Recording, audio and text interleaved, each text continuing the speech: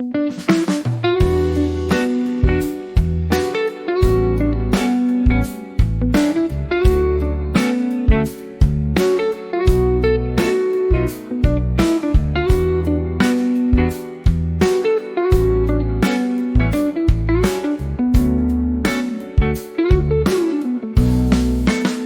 nothing.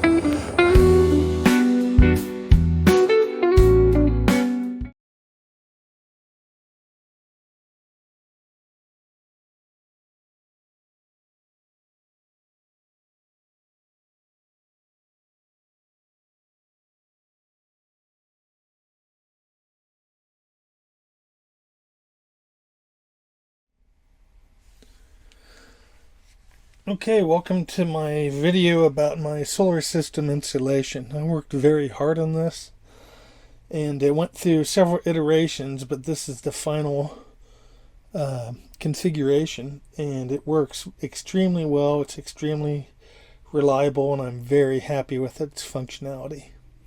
So I'll give you a tour here of the different components. Here we have the Epic Essentials battery. It's a 460 amp hour battery, 11-year warranty, and this replaced the lead acid battery that comes stock. And I wanted this amount of power in this thing when I go off grid. I haven't gone off grid yet, but this gives me a lot of capability. There's a fuse here. This is a 200 amp hour or 200 amp max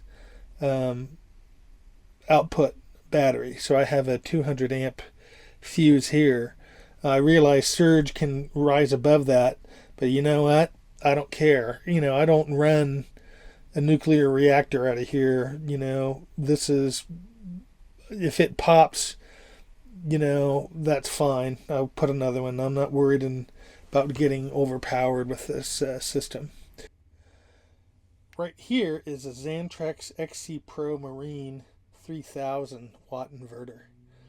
And this inverter, I wanted the design characteristics. I wanted to have the ability to power the air conditioning. Now I realize even at 460 amp hours of battery, in my testing, it'll run the AC for maybe 90 minutes, maybe 2 hours. It's not very much, but I wanted this capability. I also wanted the flexibility that maybe I will take this inverter out and use it elsewhere someday. So when you're spending this kind of money for an inverter, I just wanted the capability of what this offers.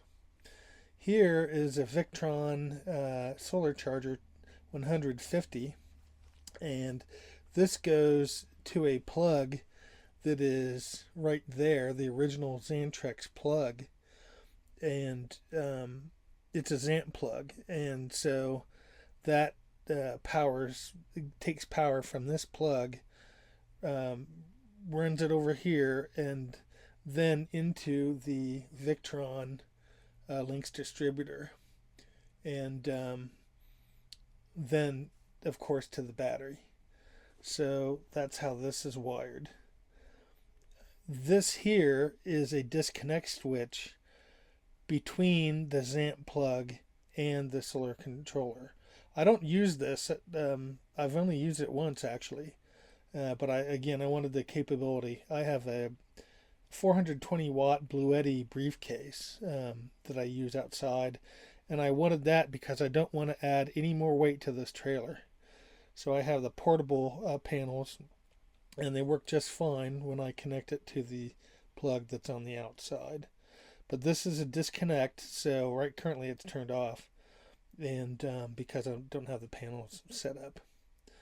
This here is a buck converter that provides, I believe it's 36 volts to my Starlink plug, which is here. I put an external 1.5 millimeter to the outside, so I have a Starlink Mini that it's so convenient just to plug it into the outside, not use the wall wart, and that this gets battery power from here through the links distributor to this, then out to the plug. And it's just a breeze to just unplug it, and then when I want to bring the Starlink inside, maybe because I leave the trailer, I don't want to just leave my Starlink outside, I just unplug it from the jack. It's weatherproof. It's so nice. This here underneath, this is my negative power block, and I have all my negative leads here. This is the main original negative connection from the trailer, and I put a big power lead or negative cable to this block, and I have all my negatives going here. This is my positive power bank, and this goes to, in some cases, goes to the battery. And there were 4 original connections, 2 positive leads to the original lead acid battery. One is the power jack, one is the refrigerator. I'll have to think about that coming back, but I have these are where my positive terminals are connected. I have a separate disconnect switch that goes to the links distributor. It's between the battery and the links distributor. I don't always want everything on here, like the power and the inverter, like for storage and things like that. Right now it's on, and I have my Starlink, my solar charger output, and power going to the inverter, which is right here. You'll see that the power for the AC comes in here, and it's these white cables, and I'll discuss this a little later. And it goes in and out of the inverter. And this is flexible cable, marine grade cable, that is so much easier to work with than Romex. I originally wired this with Romex, and it was a nightmare. And so I backtracked and put that cable in, and it's been such a breeze since. It's just incredible. But so the power from the AC, I had to splice the cable where it comes in on top of the refrigerator. Inside, I put a junction box. Then the AC comes in, raw AC power from the shore power comes into the inverter, goes out the inverter and back up to the original main circuit breaker. So essentially I just put this in the loop. What you see here are the refrigerator vents, and I've opened them up here. And this is the heat exchanger for the fridge. It's running on shore power. This is where I pass the main cables down into the power bay, the power electrical bay. And I sealed this up really good. I put some thick conduit, and it comes down here and goes along into the electrical bay. And I saw this on another video, and this is the only way I could do it. There are ways to do it internally that go in between the shower and the refrigerator, but I just can't even fit my body parts to grab wires, and even with a fish. So this was a simple way. It's not snagged on anything, not on this heat exchanger. It's perfectly far away from it, so this is a really good solution here. And then here I have a temperature gauge that a Bluetooth temperature gauge. I can check the temperature of this electrical bay, as I refer to it, because I was originally located in Florida, and this trailer got pretty hot, and any extra residual power, or heat rather, was concerning. So I wanted to monitor this. And this is the original vent from the lead acid battery, and it's just an open vent now. And I considered putting a fan arrangement in here with a temperature sensing fan that would vent this in case it got too hot. But I don't think I'm going to go back to Florida anytime soon, so I'm not really worried about the high temperatures. But this went through several configurations. Of course, the battery is the heart of the system. This inverter I had mounted here, and I had the Lynx distributor mounted where the inverter is essentially, and it didn't really fit right. I didn't like the fit, and so I have rearranged these items several times, but this is the most logical way I could make it. A couple things I forgot. This is a temperature sensor for the inverter to monitor the battery temperature. It's also by Xantrex.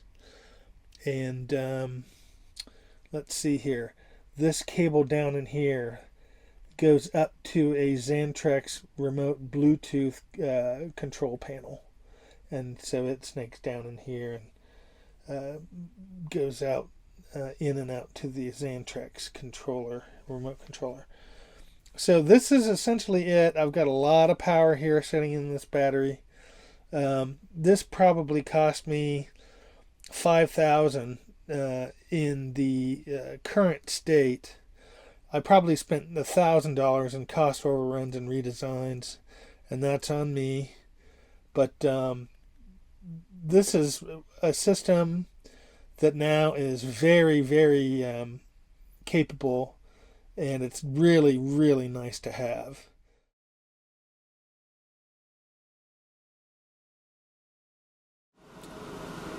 AC has been going for 10 minutes,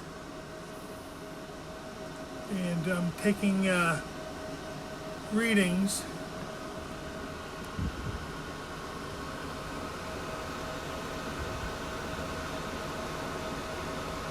These are the power leads to the battery, the positive terminal.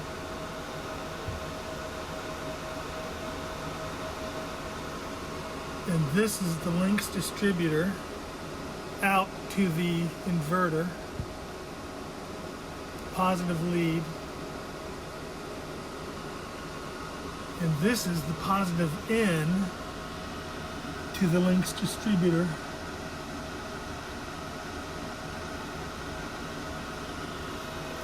And this is the negative lead on the battery. That's nothing. This is the positive lead again on the battery.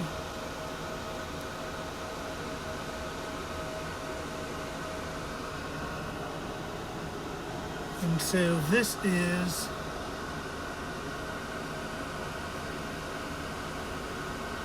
the positive lead into the inverter.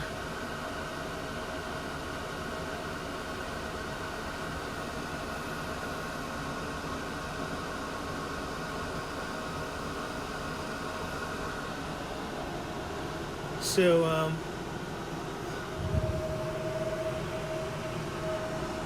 I guess the battery itself is getting warm, and I have a temperature monitor to the Xantrex. It's a Xantrex brand. This has been going for started at 9:31. It's actually cool in here for the first time in months.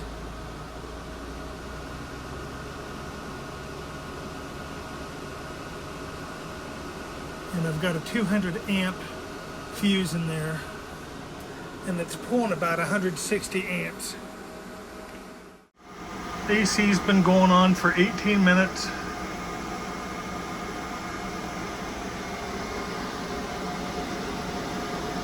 I've got the temperature set to 76, and it's pulling 159 amps, and the temps are good. One other thing I should mention, I'm a ham operator, and this is an antenna port that goes out, so I can connect antennas from the outside to the outside of my trailer, and I can sit in and operate my ham radio equipment. Okay, what you now see are my ports. The original solar Xamp plug from the trailer, my antenna cable, and then my Starlink. Now this is the wire that comes up to the Xantrex Bluetooth remote controller, and there it is. I mounted it with a project box and double-sided taped it to the paneling.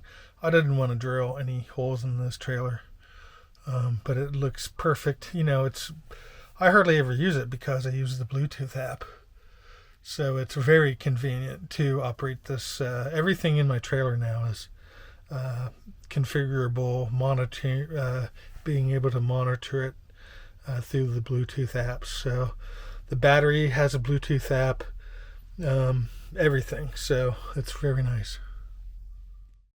It's simple now, but it wasn't when I was working on it. When I worked on this trailer in Florida, of course, I had the air conditioning off. It got up to 110 in here, and there were days where it was 87, 90% humidity, and it was god awful to work on this. But I got through it and got it done. I could only work on it on the weekends, and the trailer wasn't anywhere near me. I had to go to the storage unit. But perseverance paid off. So again, I've got things labeled, and maybe this will help people to take a look at how I've done it.